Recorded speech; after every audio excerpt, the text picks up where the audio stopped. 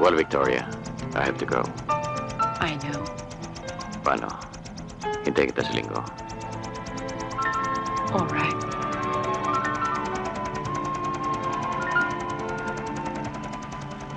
Take care.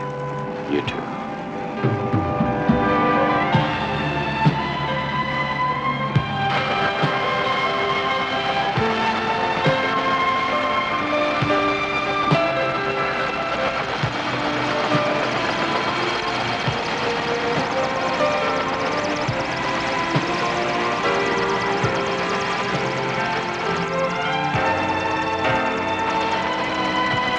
All right, Captain, let's go.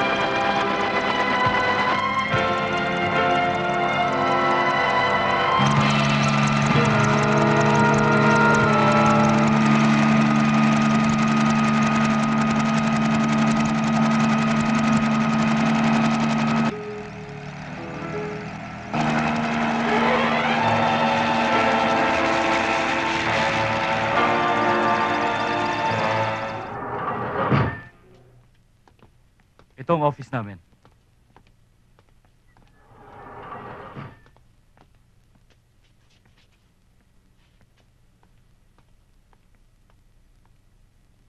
Good morning, sir. Good morning, si Mrs. Bartolome. Hi. Mga 20 years na sa amin. Ah. Siya magtuturo sa iyo kung ano ang gagawin mo. Mhm. Halika doon tayo. Ito ang office ni Randy. Obviously, late siya. O sige, may iwan ko muna kayo, Mrs. Bartolome. Ikaw nang bahala kay Tinay, Yes, ha? sir. O sige, Tinay. Ano bang alam mong gawain? Wala ho. Paano kung magdidilig natin yung file? Init.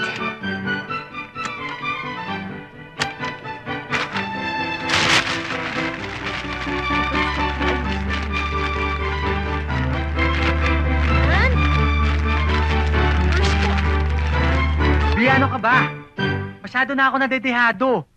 Wala na akong mukhang iharap kay Sylvia. Nagmumukha na akong...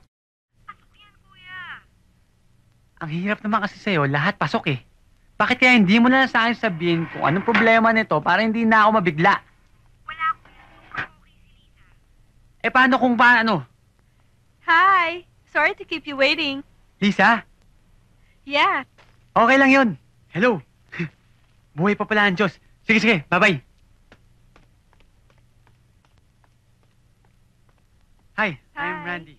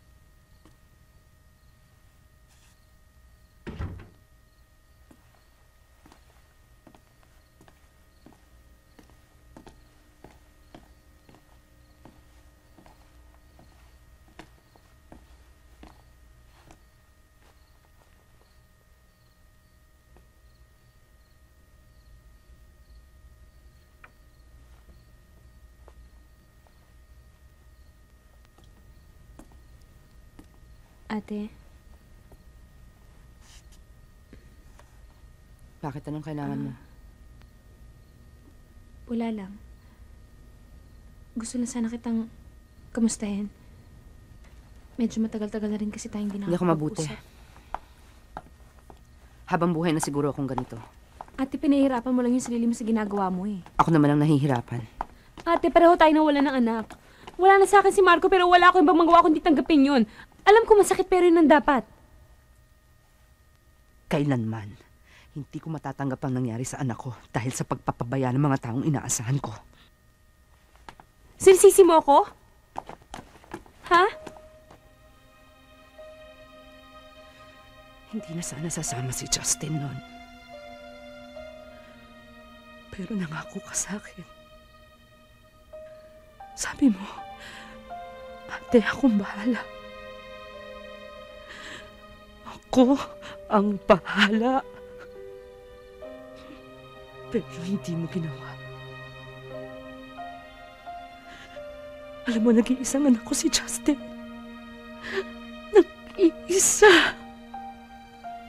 At hindi na ako pwede magkaanak uli.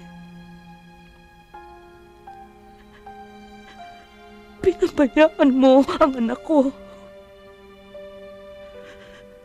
Pinabayaan mo anak ko.